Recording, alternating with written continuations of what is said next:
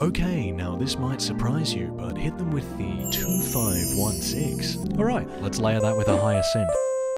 Ah, much better. Oh, no, opposite direction. Just some subtractive EQ, make sure there's not too many resonant frequencies. I have a crippling addiction to crystallizer, and then bass notes on the chords. Filling out those sub-frequencies. Now, I tend to get distracted with minute details, so I'm going to work with a loop first, then replace it later. Oh, just beef it up a little bit. What if I just write about how much of a dickhead I am? I've been here too long. Yep. You won't see me later. I'll say it again. Creativity is a lie, but Rhyme Zone has always been there for me. Even. Granted, we have a complex relationship. What the fuck do you want me to do with come hither? Yeah, this needs like a dun dun dun dun dun dun. Yeah, something like that. You know what a good name would be? Toxic Man Child. And now we compress the bass and some subtractive EQ. Sound goodizer. I'm gonna be honest, I don't know what I was doing here. Now it's time to actually replace those drums. Okay, easy there, Black Summer. Absolutely. To prevent clashing, we sidechain the bass to the kick. Snare time. Chuck in some toms and perks. Now, this is the ADSR. This is your bread and butter for manipulating the envelope of the sound. More dickhead lyric writing. Touch go. Yeah, like touch and go. Monopoly Man. Touch go 200 when you land. Record the guitar. Well, actually, no. I could just record the individual strokes, then splice them together. That doesn't sound quite right either. Fuck it, back to plan A. 2 clips, put them on top of each other, then pan them to either side. And now, subtractive EQ, compress it, additive EQ, then put it through a guitar rig. Chorus time. I think, therefore I sidechain. Now I'm mapping out my harmonies in a MIDI piano, because generally I tend to wing them, which I could get away with if I were a singer and, you know, knew what the fuck I was doing, but I don't.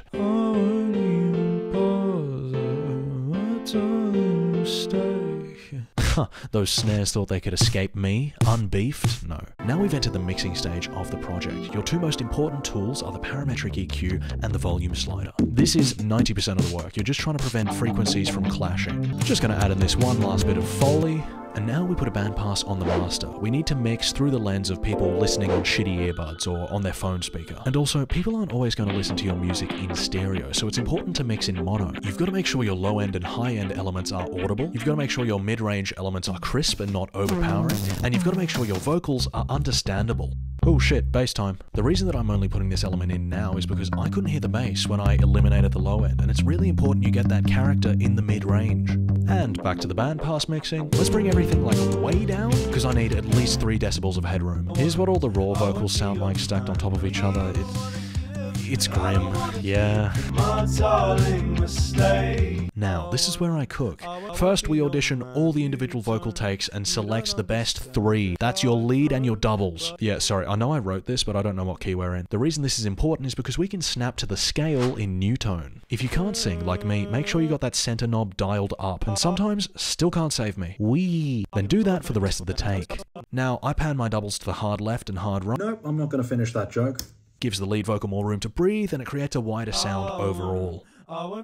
When recording vocals, the biggest thing to take away is that the microphone can only pick up what's already there. It doesn't do projection for you. You've got to enunciate, you've got to put personality into the vocals, otherwise they come across sounding bland. I don't care if you're alone in your room and your parents aren't home and instead of speaking to women you're recording vocals, it's a performance. And you've got to treat it as such. Pitch you can correct, rhythm you can correct, tone you cannot. Take out that low end and then just subtractive EQ. Then you've got your compression and additive EQ. Here we are cutting out the dead air.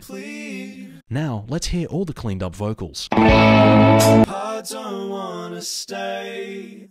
I won't even bother. Now, I've got the doubles, the lead, and the harmony on different channels, so let's route that all back to one bus. My favourite vocal trick is to add a high decay reverb and just slightly mix it in with the vocals. It creates a kind of glue, adding a bit of crispiness to the bus, and of course, bus compression. That's just regular compression, but on a bus. Then just some general purpose reverb, and a slight sidechain, just so the kick doesn't get lost. Again, we need to bring it way down. Now let's put on our mastering hats. These are the final steps in post-production. You're almost done. This is just adding that little bit extra to your mix. The reason that we took all the sliders down is because in the general course of mastering, you're going to bring up the volume. I like to use Maximus. It's free, it comes with FL Studio, like it's easy. Stylistically, I like to spread out the high-end frequencies and mid-frequencies just a little bit. And now we bounce. The project. Get it? Because it's like I won't be your man, no you don't understand, oh cutthroat, but it's all I've planned and untouched, go 200 when I land. I don't wanna give a piece, I don't wanna be at peace, I don't wanna be complete, 'cause I hurt every girl I meet, I don't wanna stay, I won't even bother, my darling mistake, you won't see me after, these girls are the same, one after another, I'll push you away, 'cause I couldn't love you. It has been a while since I've recorded one of these afterwards. How is everyone going? How's that big wide world out there? I wouldn't know, I don't go outside. This is me dipping my toe into the water of slightly longer form content. I mean, relatively speaking, this video is 6 minutes, but do I keep making stuff like this? Do I go back to the fast-paced, ADHD-inducing content? Or do I try something else new entirely? Anyway, click one of the other videos. Bye-bye!